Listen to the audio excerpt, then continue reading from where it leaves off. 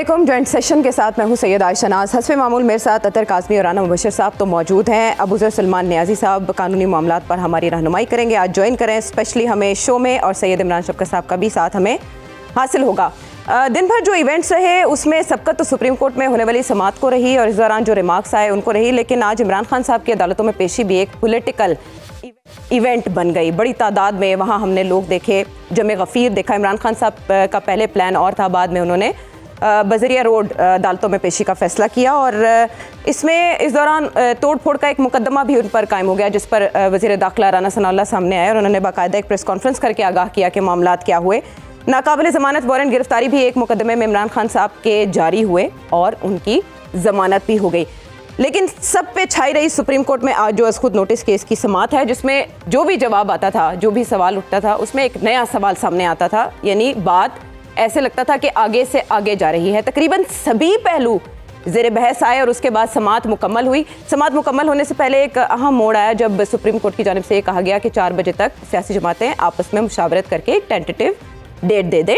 लेकिन उस पर सियासी जमातों ने ये कहा कि डेट देना, तारीख देना इलेक्शन की, ये सियासी जमातों का काम नहीं है। फारूक एच नाइक साहब ने अदालत को ये आगाह किया, जिसके बाद ये लगता था कि क्योंकि अदालत आज इससे निपटाने में इंटरेस्टेड थी इस केस को और वो मजीद डिले नहीं करना चाहते थे, तो फैसला आ जाएगा। फैसला महफूज कर लिया गया और जब महफूज किया गया तो चीफ जस्टिस साहब की तरफ से ये कहा गया कि अभी हम उठ रहे हैं, कितनी देर में हम वापस आते हैं कुछ कह नहीं सकता।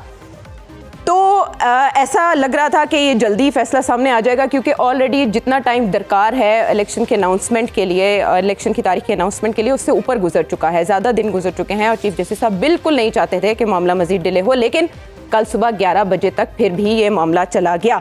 तो इसके मुज़मिरात सियासी तौर पर क्या हो सकते हैं और समाअत में क्या क्या पहलू निकल रहे हैं, क्या क्या मतलब कशीद किए जा सकते हैं, आज के शो में इस पर बात करेंगे। अतर कोर्ट की जानिब से उन पॉलिटिकल पार्टीज को एक मौका देना जो इससे पहले मिसाक मईशत पर भी नहीं बैठ सकी, दहशतगर्दी के मामले में APC हो उसमें भी इकट्ठी नहीं हो सकी, लेकिन इलेक्शन की तारीख देने के मामले पर सुप्रीम कोर्ट ने अगर पॉलिटिकल पार्टीज की तरफ बॉल फेंकी तो इसका ये मतलब था कि शायद सुप्रीम कोर्ट के पास भी इसके अलावा कोई और ऑप्शन नहीं है, या बात कोई और है।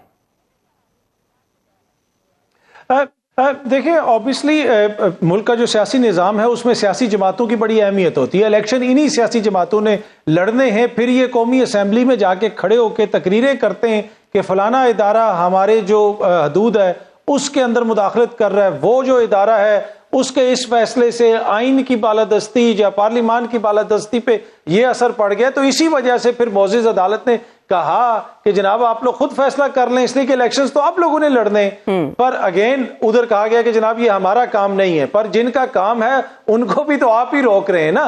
क्या ये कोई मान सकता है कि गवर्नर पंजाब जो है उनको उनकी जमात के लोग या दीगर लोग या दीगर जो सियासी जमातें वो कह रही हैं, लेकिन उसके बावजूद गवर्नर पंजाब साहब डेट नहीं दे रहे? तो काम तो इन्हीं सियासी जमातों का हुकूमत के जरिए इन सब लोगों ने देना था। लेकिन अदालत को एक वाज़ेह फैसला देना पड़ेगा। अगर इन सियासी जमातों ने किसी चीज के ऊपर इत्तेफाक करना था तो वो अब तक कर चुके होते। बिल्कुल वाज़ेह तौर पे नजर आ रहा है कि वो उनका इंतखाबात में जाने का कोई इरादा नहीं है। और इससे पहले भी मोअज़्ज़िज़ लाहौर हाई कोर्ट के एक जज साहब भी ये फैसला दे चुके हैं कि गवर्नर साहब मुशावरत करके इलेक्शन कमीशन से तारीख दें, लेकिन उसके ऊपर इंट्रा कोर्ट अपील कर दी गई है। और अब जो सुप्रीम कोर्ट फैसला देगी हो सकता है उसके ऊपर भी रिव्यू पिटीशन दायर कर दी जाए। लेकिन ये मेरे ख्याल में अब सुप्रीम कोर्ट को वाज़ेह फैसला देना पड़ेगा, इसलिए कि यहाँ पे किसी सिर्फ एक सियासी जमात का मसला नहीं है। यहाँ पे जो इलेक्शन होगा लड़ना तो इन सियासी जमातों में ने है, लेकिन उसमें अपने वोट का हक इस्तेमाल करना है पाकिस्तान की अवाम ने। तो ये अवाम के बुनियादी वोट के हक का मसला है। मुझे लगता यह है कि सुप्रीम कोर्ट को एक वाज़ेह फैसला देना चाहिए जिसके अंदर तयन किया जाए कि जनाब ये शख्सियतें इन्होंने वो ये फैसला करना है और इतनी टाइम 24 घंटे के अंदर या 48 घंटे के अंदर इसका तयन किया जाए। और उसके साथ साथ ये भी इसमें होना चाहिए कि जिन लोगों ने 30-40 दिन तक इसके ऊपर कोई फैसला नहीं किया या कोई डेट नहीं दी, क्या उस हवाले से भी सुप्रीम कोर्ट कुछ डील करेगी, कोई ऑब्जर्वेशन देगी अपनी जजमेंट में? उसके ऊपर भी कौम की नजरें, इसके ऊपर कौम की नजरें हैं। लेकिन मामला कुछ ऐसे है इमरान शफ़क़त साहब के, ये उलझाव आज का नहीं है, इसकी बुनियादें बहुत गहरी और बहुत पुरानी हैं। आज जिस नुक्ते के ऊपर बात हुई उसमें बजाय ये कि कोई जवाब मिलता नए सवाल उठे। आपका क्या ख्याल है कि ये तासुर नहीं आ रहा कि सभी लाचार हो चुके हैं इस मामले को निपटाने से? हम कहते हैं ना, हमा जहत जवाल है। देखें कि बात यह कि चीफ जस्टिस साहब ने अज खुद नोटिस लिया, किन दो जजों के कहने के ऊपर नोटिस लिया, वो दो जज क्या कर रहे थे, किन के फोन सुन रहे थे, किन को नवाज रहे थे।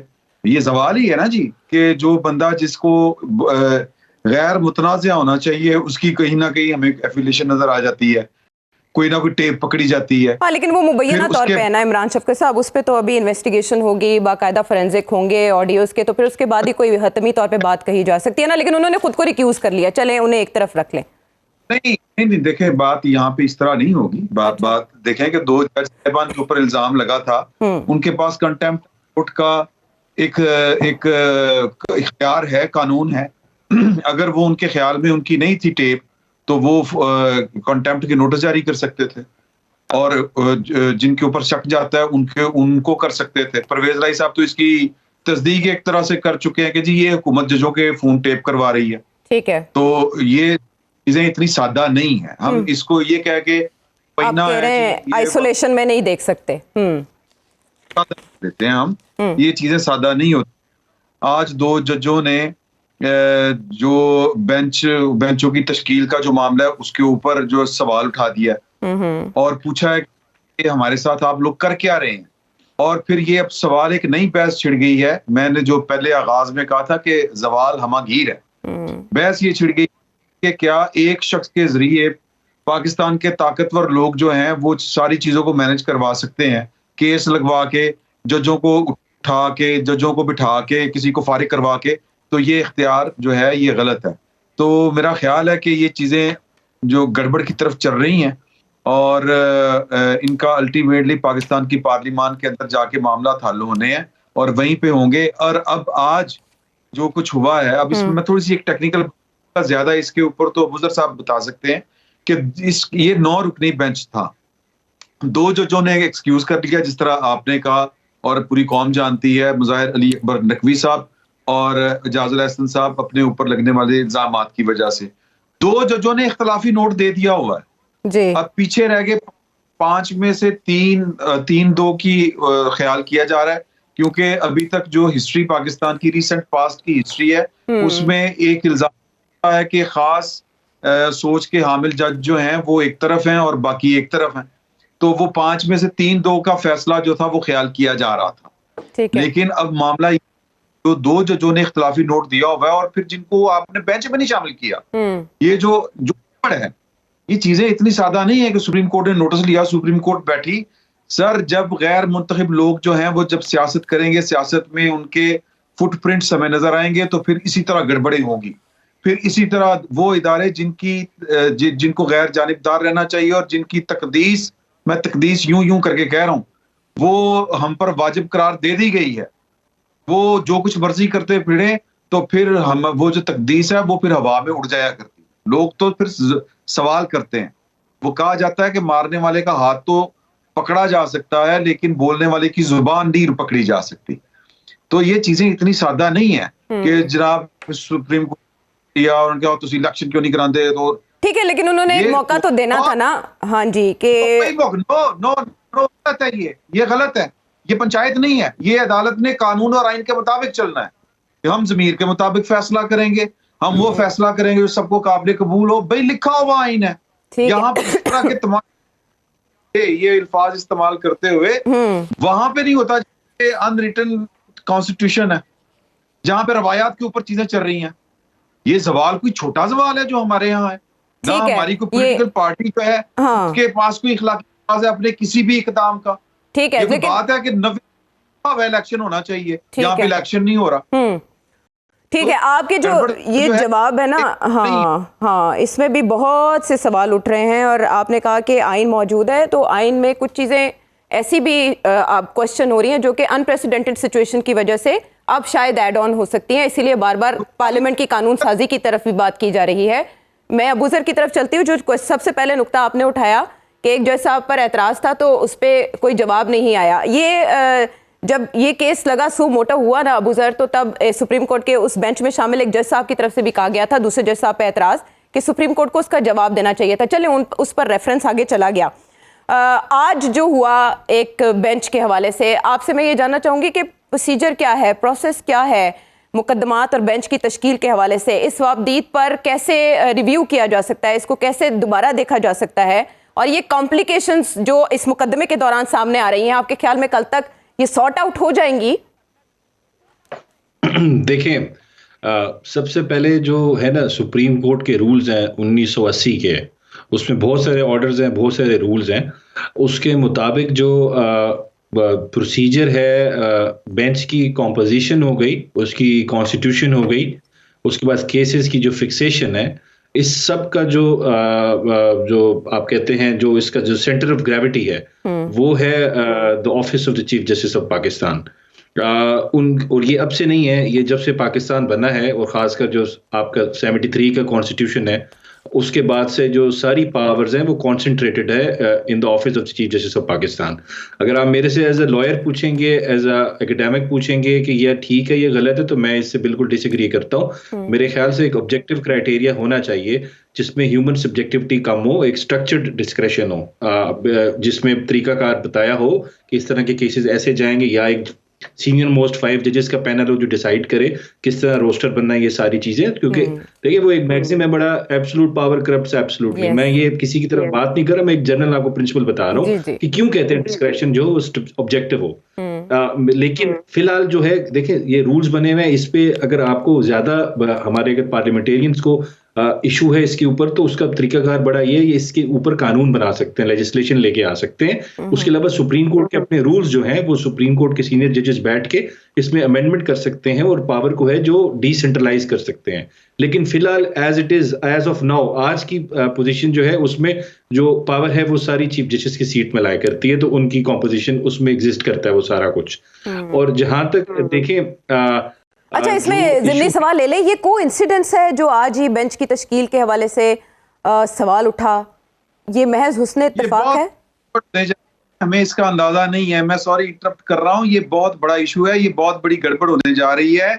ये चीजें अंदर की जो इतलात हमारे पास आ रही हैं, वो कोई एक हवाले से तो बड़ी अच्छी हैं कि चीजें सेट होने जा रही हैं। ठीक है, और शर्म से आप कह रहे हैं खैर का पहलू, लेकिन अबूजर, आपने जब जैसे कहा कि ये आपकी राय हो सकती है, आप भी समझ रहे हैं कि तकसीम जो है ये वाकई मौजूद है? देखिए, वो तो ये तो मेरे ख्याल से जो तकसीम है, ये तो मेरे ख्याल से अगर कोई कानून का स्टूडेंट ना भी हो, कोई वकील ना भी हो, कोई जर्नलिस्ट ना भी हो, ये तो हर आम पाकिस्तानी को नजर आता है कि दो स्कूल ऑफ थॉट जो है सुप्रीम कोर्ट में इस वक्त हैं, एग्जिस्ट करते हैं बिल्कुल, और डिफरेंस ऑफ ओपिनियन तो आ जाता है, लेकिन मेरे ख्याल से काफी अग्रेसिव डिफरेंस ऑफ ओपिनियन आ जाता है, और अक्सर आ रहा है बिल्कुल। तो मेरे ख्याल से इसको अगर ये बैठ के एक दफा ये सारे मसाइल जो रूल्स के ना होने की वजह से एग्जिस्ट करते हैं, ये खत्म हो सकते हैं अगर बैठ के मिलकर इसको ये लोग डिसाइड कर लें। जो भी करना है एक अरेंजमेंट करनी पड़ेगी, नहीं तो इस तरह के जो प्रॉब्लम्स है वो सारे देखें, ये इफ्तिखार चौधरी साहब के टाइम पे इस तरह था, एग्जिस्ट करता था कि जो बेंच होता था बिल्कुल यूनानिमस होता था, कोई डिसएग्री किसी से नहीं करता था। लेकिन उसके बाद से डिसएग्रीमेंट्स बिल्कुल आई हैं, अब से नहीं आ रही, पिछले 10-15 साल से आ रही है, ओपनली आती हैं। और मेरे ख्याल से अगर कोई प्रॉब्लम्स एग्जिस्ट करते हैं तो अब उसको रिजॉल्व कर ले, इतना इसमें इशू नहीं है। मेरे ख्याल से सारे सीनियर मोस्ट जजेस हैं, मुल्क के हमारे बेस्ट लीगल माइंड्स बैठे हुए हैं, तो अगर वो बाकी दुनिया को लेक्चर दे सकते हैं कि आपके प्रॉब्लम्स हैं, आप एग्जीक्यूटिव को कह सकते हैं, पार्लियामेंटेरियंस को कह सकते हैं, तो अपने जो मसाइल हैं उनको भी वो हल कर सकते हैं। लेकिन उसको बैठ के आपको कानून में या रूल्स में जो है उसमें तरमीम करनी पड़ेगी। उसके अलावा एक दूसरे पे आप खुलेआम तनकीद कर लें या ये लेटर लिख दें, उससे कुछ भी नहीं होना। जब तक आप बैठ के इसको आपको खुद ही रिजॉल्व करना पड़ेगा। और सबसे बड़ा रोल जो होगा वो चीफ जस्टिस ऑफ पाकिस्तान का अपना रोल होगा। मेरे ख्याल से उनको फर्स्ट स्टेप लेना पड़ेगा, सबको बिठा के अमेंडमेंट करते, सारे मसाइल हल करते जितने भी इसके अंदर है। और अगर एक जज जो है वो दूसरे जज साहब पर एतराज़ करते हैं क्योंकि पब्लिकली वो मामला आ चुका है और उस पर रेफरेंस भी जा चुका है, तो आपके ख्याल में इदारे की जानिब से मौक़िफ़ आना ज़रूरी था? देखिए, एतराज़ जो होता है नॉर्मली ये किसी जज साहब की तरफ से आना, ये मैंने पहली दफ़ा देखा है, अनप्रेसिडेंटेड है। नॉर्मली क्या होता है, ये पार्टी इतराज करती है, जो पार्टी तो प्रोसीडिंग्स होती है। जैसे अगर मैं पिटिशनर हूं या आप रिस्पोंडेंट हैं, आप इतराज कर देंगे कि मुझे आप बाइस लग रहे हैं, आप मेरा केस ना सुने, या मैं कर दूं इतराज। लेकिन ये पहली दफा इस तरह हुआ है। लेकिन मेरे ख्याल से वो वाला इशू तो रिजॉल्व हो चुका है ना, उन्होंने रिक्यूज कर लिया अपने आप को बेंच से, दोनों जजेस। लेकिन तो इदारे का मौक़िफ़ आना, जैसे कि उन जस्टिस साहब ने भी इदारे का मौक़िफ़, एक बात इमरान साहब बिल्कुल सही कर रहे थे, अगर इस पे इदारा खामोश है, जो मरीम नवाज साहिबा ने स्पीच की है, अगर सिंपल कानून की लैंग्वेज में देखें वो कंटेम्प्ट है, बिल्कुल कंटेम्प्ट बनती है आर्टिकल 204 के तहत। जो आपके आइन का है, अगर उनको उसमें देखें, अगर अदारा खामोश बैठेगा, उस पर कोई एक्शन नहीं लेगा, तो जो इंप्रेशन जाएगा पब्लिक में वो तो यही जाएगा कि जी जो था उन्होंने सच कहा।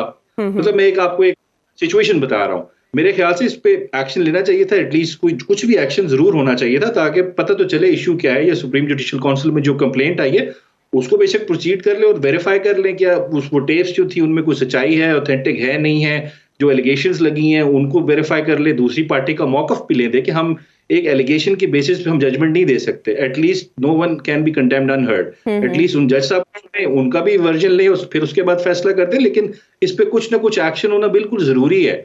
अगर एक तरह हवा में एलिगेशंस लगती रही तो फिर और खामोश रहा इदारा, तो उसके बाद जो एलिगेशंस आएंगी मेरे ख्याल से वो सच ही समझी जाएंगी। तो इस वजह से ये जरूरी है कि पॉजिटिव एक्शन लेना। अनगिनत पहलू हैं जिन पर आपसे जवाब मैंने लेना है, लेकिन मैं पहले चलूंगी राना मुबश्शिर साहब की तरफ। राना साहब, इसमें जो एक और बड़ी डेवलपमेंट हुई वो फुल कोर्ट की जो दरख्वास्त थी वो वापस ले ली गई। इसको आप यू टर्न से ताबीर करेंगे, बैकडोर कोई अंडरस्टैंडिंग से? ये क्या हुआ, क्यों अब ज़रूरी नहीं समझा पीडीएम जमातों ने कि फुल कोर्ट होना चाहिए, हालांकि अभी भी इम्पोर्टेंस का मामला है उनके लिहाज से? जो अंडरस्टैंडिंग थी रात तक, जो बिहाइंड द सीन आप बात कर रहे हैं कि कोई बैकडोर डिप्लोमेसी चल रही है कि नहीं चल रही, जो अंडरस्टैंडिंग चल रही थी रात तक, जो गुजरी है रात लाइक यस्टरडे, उसमें ये अंडरस्टैंडिंग बन रही थी, किसी हद तक डेवलप हो रही थी, और वो ये थी कि जनाब ये सारा जो केस है इसमें जो अल्टरेशंस करनी है, जो इसमें तरमीम करनी है, ये वक्त जो है पास ऑन कर दिया जाए नेशनल असेंबली को, और वहां पे बैठ के पॉलिटिशियंस जो हैं वो डिसाइड कर ले कि क्या रूल्स बनाने हैं, कैसे बनाने हैं, क्या तरमीम करनी है, क्या अमेंडमेंट्स करनी है, और वहां पे जनाब ये सारी चीजें कर लें। लेकिन द पॉइंट इज कि यहाँ पे ऐसा हो नहीं सक रहा अभी तक, as we talk now, as of now अभी इशू ये बना हुआ है कि जैसे अभी शाम को कोर्ट ने बोला कि जनाब आप सारे लोग मिल के बैठ जाओ, डिसाइड करें। अच्छा, वो भी अंडरस्टैंडिंग डेवलप नहीं हो सकी। इसमें एक और चीज जो बड़ी अहम है उसको जरा जरूर मद्देनजर रखिएगा, वो ये है कि जो पीडीएम की जमातें हैं, अब ये पीडीएम का इत्तेहाद है, उनकी हुकूमत है, पीडीएम की जो जमातें हैं उनके अंदर भी एक डिफरेंस ऑफ ओपिनियन है। अब वो डिफरेंस ऑफ ओपिनियन किसी को नजर नहीं आ रही इस वक्त, वो आएगी, सामने जरूर आएगी, लेकिन उसमें भी डिफरेंस ऑफ ओपिनियन है, और कई जमातें ऐसी हैं जो कि इस सारे प्रोसेस से डिसएग्री कर रही हैं। यानी कि वो चाहती ये है कि जो सुप्रीम कोर्ट है वो डिसाइड कर दे व्हाटएवर, और क्लैरिटी के साथ डिसाइड कर दे। नाउ कुछ जमातें ऐसी हैं वो चाहती ये है कि जनाब ये सब मसला जो है ये यहाँ पे आ जाए असेंबली के अंदर, और असेंबली के अंदर डिसाइड किया जाए, और वहां पे रूल्स जो है आइंदा आने वाले दिनों में कैसे ऐसी सिचुएशन अगर बन जाती है तो रूल्स वहां पे के जाए, और एक क्लैरिटी के साथ सुप्रीम कोर्ट उसको एड्रेस करे, और जो सुप्रीम कोर्ट के चीफ जस्टिस हैं उनके जो इख्तियारात हैं उनको कट डाउन किया जाए। ये माइंड है कुछ जमातों का जो हुकूमत के अंदर मौजूद है कि नेशनल असेंबली में उनके जो इख्तियारात हैं उनको कम कर दिया जाए। अब ये सारी चीजें इस तरह हो सकती है कि देखें, अब असेंबली की तरफ अगर हम चलें तो असेंबली ये है कि असेंबली में ये अगर जो इस वक्त जो सिचुएशन नेशनल असेंबली के अंदर है वहां पे जनाब एक नया सिचुएशन बन जाएगी कि जनाब पीटीआई वाले कहेंगे जी कि 80 आने हैं असेंबली के अंदर। अब वो वहां पे अगर तो स्मूथ सेलिंग उनकी हो जाती है और वो असेंबलियों के अंदर जाके बैठ जाते हैं और लीडर ऑफ द ऑपोजिशन भी पीटीआई का बंदा जैसे कि बनना चाहिए बन जाता है, तो फिर एक नई सिचुएशन बन जाएगी। देखें, इट्स नॉट अबाउट कि क्या अमेंडमेंट्स होती है, क्या रूल्स एंड रेगुलेशंस बनते हैं for the days to come, लेकिन ये बहुत अहम है कि पीटीआई जो है वो नेशनल असेंबली के अंदर आए, पीटीआई के मेंबरान जो है वो नेशनल असेंबली के अंदर आए, चाहे वो 4 दिन के लिए जनाब बाकी रहती है ये हुकूमत, 4 महीनों के लिए रहती है। और at the very first place मैं बार बार कहता रहा कि जनाब पीटीआई को वहां से निकलना ही नहीं चाहिए था, नेशनल असेंबली के अंदर उनकी रिप्रेजेंटेशन होनी चाहिए थी। नो कॉन्फिडेंस हुआ है, ठीक है, कैसे हुआ है, किस तरीके से हुआ है, वो पीटीआई का मौकफ है, लेकिन इसके साथ साथ वो वहां पे मौजूद होते तो आज सिचुएशन बहुत मुख्तलिफ होती, क्योंकि पीटीआई ने हर चीज हर तरीके से अपने जो भी कार्ड्स थे उनको जो प्ले किया है सड़कों पे, उनके एज सच वो रिजल्ट नहीं निकले। देखिए, एक एक एक एक एक ग्रुप था, एक लोग थे, उनकी तादाद थी जो कि पीपल्स पार्टी के साथ चलते थे, नून लीग के साथ चलते थे, मौलाना फजलुर रहमान के साथ चलते थे। वो उनका जो बंदा बताया जो वोट है या वोटर है वो तो उनके साथ मौजूद है, वो कहीं नहीं जा गया। लेकिन कुछ लोग ऐसे थे जो अनडिसाइडेड थे, थे वो गुस्से में इमरान खान के साथ मिल गए कि जनाब ये लोग आ गए और ये फिर इसी तरह हो गया या व्हाटएवर उनका माइंडसेट था, लेकिन वो नाखुश थे। Let me put it this way. अब वो लोग जो है वो इमरान खान के साथ है अलॉन्ग विद द पीटीआई का डाई हार्ड जो सपोर्टर है। लेकिन ये सारी चीजें अगर उस वहां पे बैठे रहते इमरान खान अंदर असेंबली के, तो वही लोग जिनके 20 लोगों के बारे में जिक्र करते हैं कि जनाब इमरान खान साहब के वो जनाब छोड़ के चले गए थे, हो सकता है उनके साथ 40 लोग मिल जाते। हो सकता है यही हुकूमत जो पीडीएम की हुकूमत ये तब नहीं हो सका, लेकिन अब तो वो वापसी चाहते हैं, तो राजा परवेज अशरफ साहब उनके रास्ते रोके हुए बैठे हैं। तो इसका मतलब है कि आउटसाइड ही कोई अंडरस्टैंडिंग होगी, कोई सेटलमेंट होगी पॉलिटिकल पार्टीज के दरमियान ही तो मामला आगे चलेगा। नहीं होनी होती, आयशा तो हो चुकी होती ना, लेकिन बैठने के लिए तैयार कोई नहीं है। ये एक दूसरे के खिलाफ आज भी सारा दिन देखे, आज भी एक ऐसी सिचुएशन थी, आज भी सारा दिन एक दूसरे के खिलाफ प्रेस कॉन्फ्रेंसेज होती रही हैं। आज भी एक दूसरे को यही कहते रहे जनाब कि उसको नहीं छोड़ेंगे, वो कहते रहे उसको नहीं छोड़ेंगे। सो ये इनके बैठने का कोई चांस नजर नहीं आता है। सच बड़ी आइडियल सिचुएशन होगी अगर ये लोग बैठ जाएं, और मैं तो बार बार कह रहा हूं बैठ जाएं, ये ना हो कि बहुत देर हो जाए कहीं। लेकिन ये नहीं बैठना चाह रहे, नहीं बैठ रहे, इनका माइंडसेट ही डिफरेंट है और ये डिफरेंट अप्रोच के साथ चल रहे हैं। वो उनसे पूछो पीडीएम वालों से तो वो कहते हैं जी खान नहीं बैठता, खान जो है जनाब वो पोतरिया रहता है। उन खान के बंदों से पूछो तो वो कहते हैं जनाब कि ये डेट दे दें। तो मतलब कोई बात नहीं है, तो ये बैठ नहीं सकते और नहीं बैठेंगे, और जब तक इनको किसी और तरीके से नहीं बिठाया जाएगा ये नहीं बैठेंगे। ठीक है, मैं कौन सा और तरीका कौन सा और तरीका बैठ जाए, और तरीका फिर वही है जिसके लिए हम जी राना साहब ना हो, जिसके आप एक्सपर्ट हैं। जी जी जी जी यही चाहते, लेकिन फिर क्या करें। हाँ, अच्छा अतर, कल आज चीफ जस्टिस साहब के रिमार्क्स थे कि 2 दिन मुसलसल हमने समाअत किया। हालांकि हाई कोर्ट्स में भी तेज़ी से रोज़ाना की बुनियाद पर समाअत होनी चाहिए थी, लेकिन वहाँ 2-2 हफ्ते नोटिस देने में लगाए गए। तो 2 दिन ये मुसलसल समाअत हुई और समाअत तकरीबन मुकम्मल हो चुकी है। इसके बावजूद फैसला महफूज हुआ और कल सुबह 11 बजे तक चला गया, जिसकी उम्मीद आज 9 से 11 के दरमियान की जा रही थी। चले उसमें सियासी जमातों को एक मौका देकर अदालत ने हुज्जत तमाम कर ली। जो भी फैसला आएगा वो सियासत पर तो असरअंदाज होगा ही। आपके ख्याल में अदलिया पर इसके कितने दूर असरात हो सकते हैं? वो अदलिया जो पहले बहरानों से निकली थी, अदलिया बहाली तहरीक के नतीजे में। देखें, अदलिया के ऊपर तो पहले ही मरियम बीबी ने भी बड़े संगीन किस्म के इल्ज़ामात लगाए। पाकिस्तान की तारीख में पहली दफ़ा हुआ कि हाजिर सर्विस जज साहिबान की तस्वीरें लगा के जिस किस्म के इल्ज़ामात लगाए गए, एक बयानिया बनाने की कोशिश की गई। ऑल दो कि इस वक्त किसी सियासी जमात के खिलाफ या किसी सियासी शख्सियत के खिलाफ कोई केस नहीं सुना जा रहा है। ये बड़ी इंपॉर्टेंट और समझने की जरूरत है कि इलेक्शंस के ऊपर बात हो रही है, किसी सियासी जमात को इतराज नहीं है। आज उन्होंने फुल बेंच के कोर्ट बेंच के हवाले से अपनी दरखास्त भी वापस ले ली, तो मसला क्या है ये समझने की जरूरत है। मसला वही है कि इंतखाबात से फरार है। बाकी यह है कि अदलिया के अंदर आपको नजर आता है कि कोई एक धड़ा किसी पे तनकीद करता है। अब इसी अदलिया के अंदर नून लीग की उम्मीदें भी बढ़ी हैं कि चंद महीने के बाद उनको बड़ा रिलीफ मिल जाएगा, ये भी एतराज होता है। यहीं पे हम देखते हैं कि चीफ जस्टिस को जो खत लिखे जाते हैं वो चीफ जस्टिस से पहले सोशल मीडिया पे कुछ सहाफी शेयर कर देते हैं। जस्टिस मंदोखेल साहब का नोट पहले जो है वो बाहर आ जाता है। वो किस तरह आ जाता है? देखिए ना, बहुत सारी चीजें यहाँ पे होती हैं। यहीं पे हमने देखा कि एक मोजेस जज साहब की फैमिली के ऊपर, एक मोजेस जज साहब की फैमिली के ऊपर उनकी जायदादें निकल आई लंदन में, उसके ऊपर जो है वो प्रोसीजरल के ऊपर वो कहा कि ये केस आगे नहीं चल सकता। वो भी इसी अदलिया के अंदर हुआ ना। ये सब कुछ होता है यहाँ पे, ये सब कुछ चल रहा है। यहाँ पे लगता है इसी तरह है कि हर किसी की कोशिश होती है कि जो भी फैसला उनके खिलाफ आए वो उस जज साहब के खिलाफ जो है वो किसी किस्म की कैंपेन चलाना शुरू कर दें।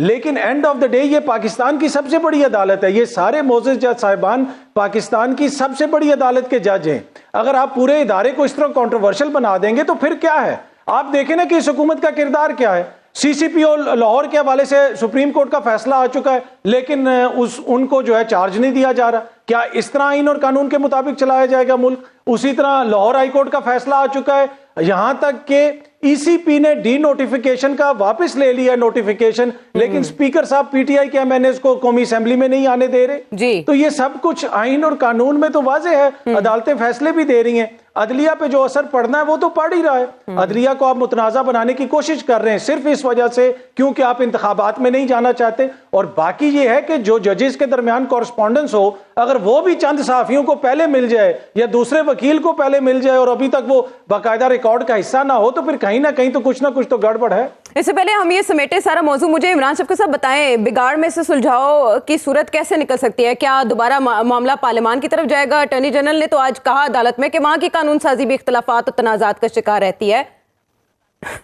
देखें, बात ये है कि हमें अच्छा लगे या बुरा लगे, ये फोरम पार्लियामान ही है जिसने ये चीजें डिसाइड करनी है। अभी हमारे दोस्त हैं बात कर रहे थे काज़मी साहब, अतर काज़मी साहब के जजेस को हम इसको कंट्रोवर्शियल बना रहे हैं। ये कंट्रोवर्शियल कब नहीं था?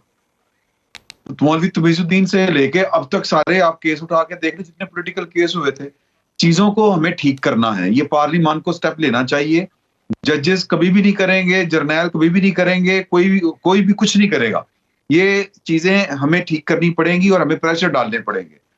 तो ये जो इन्होंने कहा कि जी के जब आप याद करें, ये पॉलिटिकल पार्टियों का सिस्टम जब वो सियासत कर रही होती हैं, जब वो पार्लियामान से बाहर निकल के कर रही होती हैं, तो फिर होता क्या है कि जिसके खिलाफ जो केस आता है, फैसला आता है, वो खड़े होकर शुरू हो जाते हैं। इमरान खान साहब जो फरमा रहे थे कि जिसका इन्होंने जिक्र किया अभी कि जी कि वो बेगम का और उनकी जायदादें निकल आई टेक्निकल बुनियादों के ऊपर, वो नॉकआउट कर दिया व्हाट्सएवर। इमरान खान साहब ने कहा कि वो बहुत बड़ी गलती थी, वो तो कोई और करवा रहा था। तो चीजें हमारे यहाँ आइन और कानून के मुताबिक नहीं चलती, पॉलिटिक्स हो रही होती है। ये पॉलिटिक्स है। हमें इसको, जो हमारे जो इदारे हैं जिन्होंने मुकन्ना अदलिया इंतजामिया, इनको आईनी हदूद के अंदर आना पड़ेगा। मैं फिर बार बार वही बात करूंगा कि सवाल 90 रोज के इलेक्शन का था। अब चीफ जस्टिस साहब को ये समझ नहीं आ रही कि किसने क्यों ये सब कुछ कर दिया, कोई जिम्मेदारी क्यों नहीं ले रहा। तो वो अपने 2 चीफ जस्टिस जो हैं हाई कोर्ट्स के, उनको बुला के पूछे कि आपको किसने कहा था या आपने इनकार क्यों किया कि हमने आरोज नहीं देने आपको?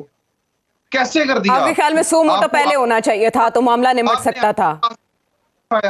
ये उनको पूछना चाहिए पहले घर में। मैं बार बार कह रहा हूं, पहले घर से शुरू करें, अपना हाउस इन ऑर्डर करें। आप कह रहे हैं, लेकिन इमरान शफकत साहब, आपके ख्याल में पहले 100 मोटो होता तो ये मामला निमट जाता, टाइम पर तारीख भी आ जाती। देखें, फिर बात ये है कि ये तो अगेन फिर वही बात मैं कर रहा हूं कि 90 रोज के ऊपर एतराज किसको है? किसी को नहीं है। लेकिन इलेक्शन हो नहीं रहे। ये क्यों नहीं हो रहे? ये सबको पता, बोल कोई नहीं रहा, कोई नहीं बोलेगा। एतराज तो नहीं है ना कि, लेकिन इख्तियार किसका है तारीख देने का? सारी बहस तो इस मामले के ऊपर हो रही है और सुप्रीम कोर्ट भी इसी नुक्ते को लेकर बैठी है, लेकिन उस पर भी सियासी बयानबाजी चल रही है। जी, बात सुन, चीफ जस्टिस पाकिस्तान मोहताज नहीं थे ये 100 मोटो नोटिस लेने का। मुज़ाहिर अली अकबर नकवी साहब, वो जो कुछ भी हो रहा था, वो कोई गलत बात निकलने लगी थी, वो जो कुछ भी हो रहा था वो खुद नोटिस ले लेते और पूरी की पूरी जो फुल कोर्ट है वो बैठ जाती। यानी कि फुल कोर्ट की जरूरत आज भी अपनी जगह पर मौजूद है। तो फिर ये पीडीएम ने यू टर्न क्यों लिया? सर, कहीं पे मुकमुका हुआ है ना। ये रात को, ये आज हमें था कि आज हर हाल में फैसला सुनाना है, ये कल 11 बजे तक क्यों गया?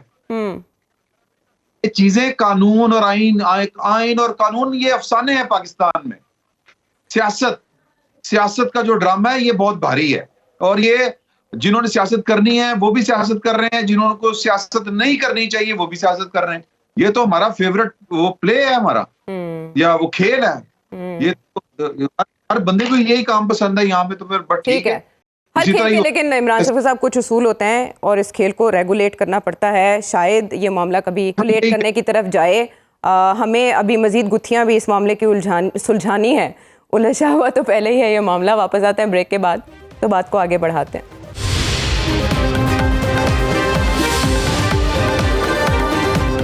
Welcome back to the show. इतने सवाल आज उठे कि समझ नहीं आते ये कि किसे छोड़ा जाए और किसे निपटाया जाए और किसका जवाब अबू ज़र से पूछा जाए। लेकिन अबू ज़र, इम्पॉर्टेंट इस दौरान रिमार्क्स आए और क्वेश्चंस उठे। अटॉर्नी जनरल साहब ने एक तो वाज़ेह कर दिया कि सदर साहब का क्या इख्तियार है और वो कहाँ तक जा सकते हैं, उस पर तो बात हो गई। लेकिन बात हो रही थी कि ये मामला जो है वो दोनों कोर्ट्स में भी है, दोनों कोर्ट्स का फैसला एक भी आ सकता है और मुख्तलिफ भी आ सकता है। अच्छा, दोनों सूरतों में क्या सिचुएशन हो सकती है ये तो आप बताएंगे। अटॉर्नी जनरल ने इस दौरान ये इस्तदलाल दिया था कि लाहौर हाई कोर्ट ने वाज़ेह किया इंतखाबात कराना और तारीख का ऐलान इलेक्शन कमीशन का इख्तियार है। तो चीफ जस्टिस इस पर क्वेश्चन किया कि ये इख्तियार आइन की किस शिक के तहत आया। तो वो फैसला तो आ चुका था, अगर आप दोबारा से हमें रिमाइंड करवाएं कि इसका जवाब मुमकिन तौर पर क्या हो सकता है। देखें, पहले एक चीज आप समझ लें कि अगर मामला सुप्रीम कोर्ट में पेंडिंग है तो जो प्रोसीडिंग्स हो रही हैं इस वक्त हाई कोर्ट में वो इररेलेवेंट हो गई हैं। क्यों इररेलेवेंट हो गई हैं? वो इस वजह से हो गई हैं कि अब हाई कोर्ट, क्योंकि जो हायरार्की ऑफ कोर्ट्स होती है उसमें सुप्रीम कोर्ट आपको पता है सबसे ऊपर होती है, तो इस वजह से हाई कोर्ट जो भी फैसला दे उस पर सुप्रीम कोर्ट उस पर पाबंद नहीं है, ना उसकी कोई बाइंडिंग अथॉरिटी नहीं है। तो इस वजह से जब सुप्रीम कोर्ट अपनी प्रोसीडिंग्स कर रहा है वो बिल्कुल एक इंडिपेंडेंट प्रोसीडिंग्स हैं, outside the decision making of the high courts जो हमारे हैं, उनका उससे कुछ लेना देना नहीं है। जब आप एक एज रेफरेंस वो जजमेंट आप दिखा सकते हैं जो लाहौर हाई कोर्ट के जस्टिस जवाद हसन की थी, कि उन्होंने कहा था इलेक्शन कमीशन को कि आप डेट अनाउंस करें गवर्नर के साथ मुशावरत करके। देखें, वो क्योंकि ये सवाल अब सुप्रीम कोर्ट में भी आ रहा है, जो मेरे ख्याल में, मेरी नज़र में जो लाहौर हाई कोर्ट की जजमेंट थी उसमें अगर उसमें मुझे कोई थोड़ा सा जो सुखम एक नज़र आता है वो यही आता है कि उन्होंने इलेक्शन कमीशन को कह दिया कि आप डेट दें। मेरी नज़र में डेट देना जो है वो गवर्नर का काम है। इस वजह से चीफ जस्टिस साहब ने भी ये सवाल पूछा कि वो कहाँ लिखा हुआ है कि इलेक्शन कमीशन ने डेट देनी है।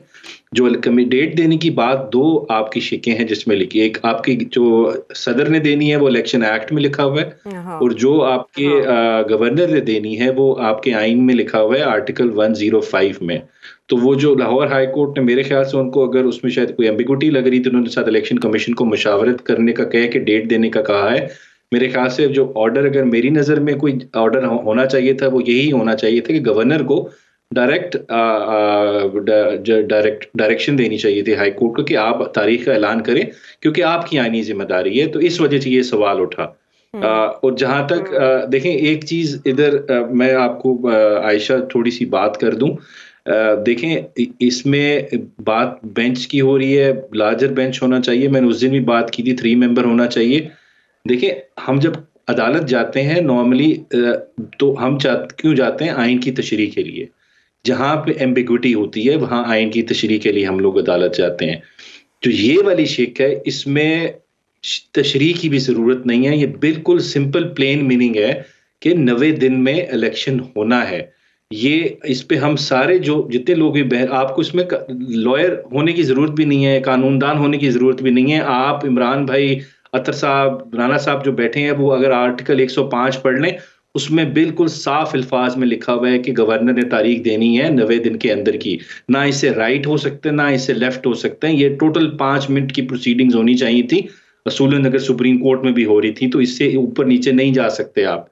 अगर देखें, अगर आप जाएं, मैं इस प्रोग्राम में बड़ी दफा कह चुका हूं, देखें ये अब से नहीं स्टार्ट हुआ। 1954 में जब ख्वाजा नाज़मुद्दीन की हुकूमत जो थी उनको हटाया गया था, तो उसमें जब वो एक हमारा डॉक्ट्रिन पैदा हुआ था जिसको हम कहते हैं नजरिया जरूरत।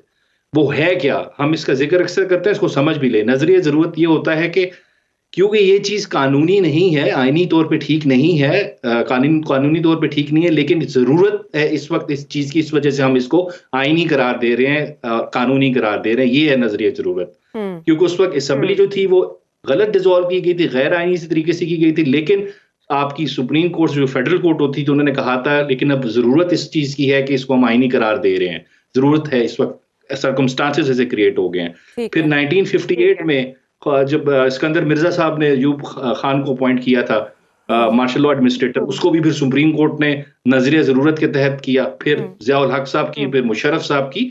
इस तरह बहुत सारी मिसालें मिलेगी जिसमें आइन में जिस चीज की गुंजाइश नहीं है, लेकिन आप कहते हैं हालात ऐसे क्रिएट हो गए, हम इसको आईनी कह रहे हैं। इस वजह से अगर 90 दिन से ऊपर जाएंगे, अगर आप ये कहेंगे हालात ऐसे हैं, वॉर है मुल्क के अंदर, सिक्योरिटी सिचुएशन ऐसी हो गई, जो भी आप रीजन देंगे, कोई आपस में पार्टीज एग्री नहीं कर रहे, हमारे पास पैसे नहीं है, और अगर आप आइन की शिक को बाईपास करेंगे तो मेरी नाकिस नजर में ये नजरिया जरूरत को आप दोबारा रिवाइव करेंगे। अच्छा अबू सर, तो इस आपको वजह नहीं से लगता बादियों नजर में ये इतना पेचीदा मामला आता है, जो 2 कोर्ट्स का मामला है, जस्टिस मुनीब अख्तर साहब ने आज उसको रेफर किया कि उसमें 2 मुतजाद फैसले भी आ सकते हैं, लेकिन ये आपकी राय है कि इसमें जब सुप्रीम कोर्ट में ये मामला ज़ेरे समाअत है तो वो प्रोसीडिंग्स जो है वो इररेलेवेंट हो सकती हैं, हो चुकी हैं। अच्छा, एक चीज़ ऐसा आपको भी हो इसमें सकता बता दूं, है? जी जी देखें, अच्छा मैं आपको एग्जांपल देता हूँ। आइन में एक शिक है आपके आर्टिकल 186A, जब similar matters different high courts में पेंडिंग होते हैं ना, तो सुप्रीम कोर्ट के पास पावर है वो सारे मैटर्स उठा के या तो एक हाई कोर्ट को ट्रांसफर कर दे कि आप ही सुने ताकि कन्फ्लिक्टिंग जजमेंट्स ना आए, या वो अपने पास रख के खुद डिसाइड कर देता है। तो ये आपके भी, ख्याल में कल सुप्रीम कोर्ट ये फैसला भी दे सकती है कि आप ही इसको कैरी ऑन करें लेकिन जल्दी निपटाएं? नहीं, वो फिर अगर करती है 186A की पावर एक्सरसाइज करती है तो फिर वो सिर्फ एक हाई कोर्ट को दे देगी, एक ही हाई कोर्ट डिसाइड करे इसको, सारे मैटर्स को। लेकिन सुप्रीम कोर्ट के पास अपने पावर है, वो खुद भी डिसाइड कर सकता है। और इस वक्त सुप्रीम कोर्ट एपलेट जुरिस्डिक्शन में नहीं बैठा हुआ, इस वक्त supreme court original jurisdiction exercise कर रहा है 184(3) की। वो इंडिपेंडेंट है हाई कोर्ट की जुरिस्डिक्शन से, उससे सुपीरियर है। तो मेरे ख्याल से सुप्रीम कोर्ट अगर ऑर्डर कर देती है तो फिर हाई कोर्ट में नीचे जो केसेस पेंडिंग है वो इररिलेवेंट हो जाएंगे, वो शायद डिस्पोज ऑफ कर जाए, इनफ्रक्चुअस हो जाएंगे कि वो अब केस सुनने के काबिल नहीं रहा क्योंकि ऊपर की अदालत का फैसला आ गया है। तो इस वजह से हाई कोर्ट की प्रोसीडिंग्स को बार बार उसका जिक्र हो रहा है। मेरे ख्याल से जब सुप्रीम कोर्ट ने कॉग्निजेंस ले लिया तो हाई कोर्ट की प्रोसीडिंग्स इररिलेवेंट हो चुकी हैं इस वक्त। ठीक है, और इलेक्शन कैंपेन की भी बात हुई और फिर मर्दमशुमारी की भी बात हुई, इसके ऊपर भी अदालत में आपको लगता है कि अभी मामला तय होने में वक्त लगेगा कि मर्दमशुमारी 30 अप्रैल तक मुकम्मल हो जाती है या नहीं, और फिर इलेक्शन कैंपेन के लिए 2 हफ्ते का वक्त है, कम किया जा सकता है? ऐसी नई सूरतें भी, इस पर भी गाइडलाइंस दे सकती है सुप्रीम कोर्ट अपने फैसले में?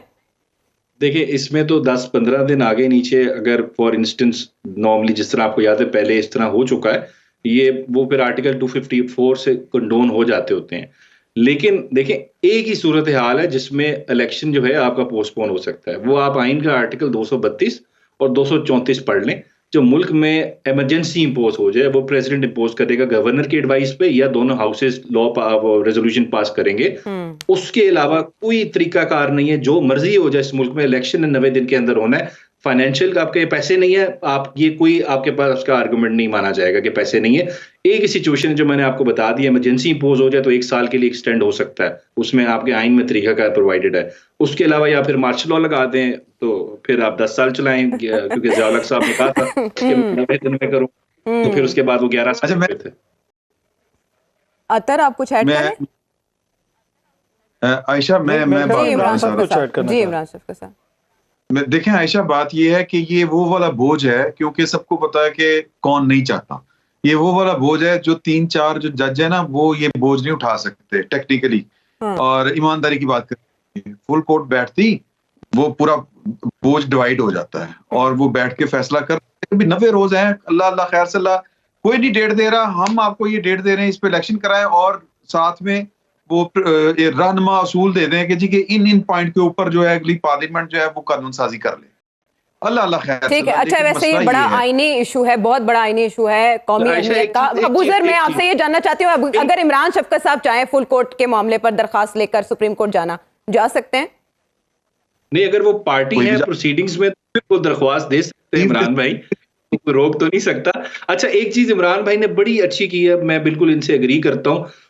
1954 से ले लें, अभी स्टार्ट कर लें।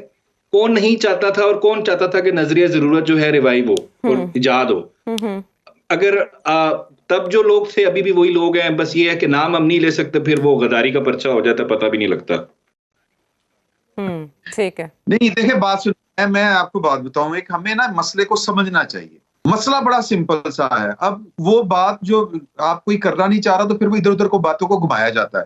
सादा सा मसला है कि इमरान खान साहब जो हैं उन्होंने खेल के सारे असूल जो हैं वो उखाड़ पिछाड़ के रख दिए, और इमरान खान साहब जो हैं वो काबिल बर्दाश्त नहीं रहे सिस्टम के लिए। अब सिस्टम उनको जगह नहीं देना चाहता, तो लिहाजा वो उनको लगता है ऐसा नहीं है इमरान शफकत साहब के सिस्टम अच्छा नहीं, ये मैं सिस्टम की बात कर रहा हूं। इसमें मैं भी एक चीज ऐड कर, जी अतर हिस्सा डालने प्लीज। जो अबू सिस्टम आपने जो अभी अबू ज़र साहब ने बात की और इमरान साहब भी बात कर रहे हैं ना, देखिए बहुत सारे मसाइल होंगे। पाकिस्तान की इस्टेब्लिशमेंट का किरदार है। लेकिन हम कितनी आसानी से भूल जाते हैं कि 14 जमातों की हुकूमत है, क्यों नहीं देते इंतखाबात की डेट?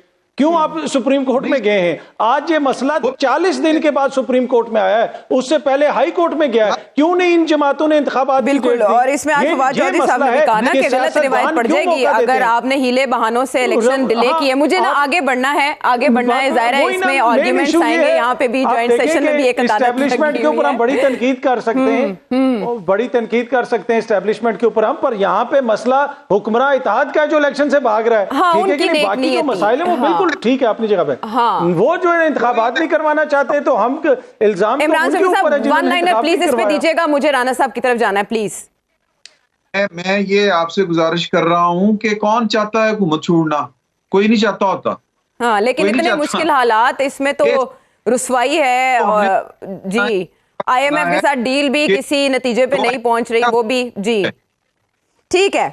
ठीक है, चलें आते हैं जरा ये जो इमरान खान साहब को जिन चैलेंजेस का सामना है, राना साहब की तरफ लेकर चलते हैं। राना साहब, प्रेडिक्ट किया जा रहा है कि मार्च का महीना डिसाइसिव होगा अगर फरवरी नहीं हो सका, और इसमें नवाज शरीफ साहब की वापसी कंफर्म है और इमरान खान साहब की अरेस्ट भी। आप ऐसा होता देख रहे हैं? देखिए जी, जहां तक इमरान खान साहब की अरेस्ट का मसला है, वो तो मैं कई दफा कह चुका हूं, वो किसी वक्त भी हो सकती है और ना अहल हो सकते हैं या अरेस्ट हो सकते हैं। इन दोनों में से एक बात किसी वक्त भी हो सकती है, इसमें कोई अनहोनी चीज नहीं होगी, कोई रॉकेट साइंस नहीं होगी। नंबर 1। नंबर 2, मियां मोहम्मद नवाज शरीफ साहब की जहां पे वापसी का ताल्लुक है, मेरा नहीं ख्याल कि इस इतनी जो ये सिचुएशन बनी हुई है इस वक्त, जब तक इसमें क्लैरिटी नहीं आती उस वक्त तक मियां मोहम्मद नवाज शरीफ साहब वापस नहीं आएंगे। जब क्लैरिटी आ जाएगी, ये बादल झट जाएंगे, तो फिर मियां मोहम्मद नवाज शरीफ वापस आ सकते हैं, उससे पहले नहीं आ सकते। लेकिन अभी जो हम सारी गुफ्तगू कर रहे हैं और ये तो इदारे, किस तरीके से इदारों को चलना चाहिए, कैसे फुल बेंच बनना चाहिए था, कैसे जनाब नेशनल असेंबली में अल्टरेशंस आनी चाहिए थी, वहां पे सारी चीजें डिसाइड होनी चाहिए थी, पॉलिटिशियंस को खुद बैठना चाहिए था। मुझे लगता ये है, और विच इज वेरी अनफॉर्चुनेट, कि ये सारे इदारे जो है ना, one by one, political parties, फिर उसके बाद इदारे, फिर उसके बाद जुडिशरी, ये सारी चीजें जो है ना एक के बाद दूसरी जो है इतनी कंट्रोवर्शियल बनती जा रही हैं, और कि उसके बाद ऐसे लगता है कि सारा सिस्टम जो है ना, इट्स कमिंग टू कोलैप्स की तरफ जा रहा है। अगर ये सारा सिस्टम कोलैप्स की तरफ जा रहा है, तो मेरे पास मतलब कि इमरान साहब बैठे हैं, अतर साहब बैठे हैं, न्याई साहब बैठे हैं, आप लोग मुझे बताएं, आयशा आप मुझे बताएं, where are we heading towards? मतलब क्या आपके पास सोल्यूशन क्या रह जाता है अगर ये सारी चीजें नहीं होती? इमरान साहब कहते हैं जी फुल बेंच बिठा दो, सारे मसले ठीक हो जाएंगे। अबूजर साहब कहते हैं, जनाब के न्यायी साहब कहते हैं 5 मिनट की प्रोसीडिंग्स थी, 5 मिनट में डिसाइड हो जाना चाहिए था, वो नहीं हो रहा। ठीक है जी, अतर साहब की डिफरेंट अप्रोच है। अतर साहब कुछ और कहते हैं कि जनाब ये गवर्नर्स को देनी चाहिए थी डेट्स या व्हाटएवर, वो नहीं दे पा रहे। इनके मुताबिक वो कह रहे हैं कि ये पॉलिटिकल पार्टीज जो हैं रुकावट क्रिएट ना करती। जी जी, वो सारी चीजें हम लोग डिसाइड, इस पे हम बैठे हुए हैं, बहस कर रहे हैं, कई दिनों से कर रहे हैं, इसका अल्टीमेट रिजल्ट क्या निकलेगा वो मनु दस दो। मतलब क्या हम इमरजेंसी की तरफ जा रहे हैं? क्या हम यहाँ पे जनाब इमरजेंसी लगवाना चाहते हैं? क्या ये मतलब क्या होना क्या चाह रहे हैं? मतलब यहाँ पे होने क्या जा रहा है? देखिए ना, जो सिचुएशन अगर इन सारी कड़ियों को हम जोड़ें तो किस तरफ जा रही है? कौन सा इदारा है जो महफूज रह गया? कौन सा इदारा है जिसको हमने क्रिटिसाइज नहीं किया? हमसे मुराद मतलब कि कौन सा इदारा है जिसको कंट्रोवर्शियल बनाने की कोशिश नहीं की गई, तो मतलब पीछे रह की गया? तो फिर किस तरफ जा रहे हैं? मुझे वो समझना चाह रहा हूं मैं। देखिए ना, हम यहाँ पे ब्रेनस्टॉर्मिंग कर रहे हैं, यहाँ पे एनालिसिस दे रहे हैं, यहाँ पे अपनी राय दे रहे हैं कि this is how things should be done. But then again आप ये सारा माइंडसेट लेके अगर आप चले जाएं अवाम की तरफ, तो वहां पे कितनी कंफ्यूजन होगी, वो कितने कंफ्यूज्ड हैं। और क्या ये डिसेप्शन नहीं चल रही? ये डिसेप्शन नहीं है। आप रोज बिजली के बिल बढ़ा देते हैं, आप रोज यहाँ पे कुछ ना कुछ यहाँ पे कीमतें बढ़ जाती हैं। हम बैठे होते हैं सुबह से शाम, जनाब यहाँ पे कह रहे हैं जनाब 4:30 बजे डिसीजन आएगा, नहीं जी सवेरे आ जाएगा। हूं जनाब सारे पॉलिटिशियन बह जान और डिसाइड कर, नहीं जी ऐसे नहीं हो सकता जी, पॉलिटिशियन डेट नहीं दे सकते। So where are we heading towards? Nobody is talking about the main issues.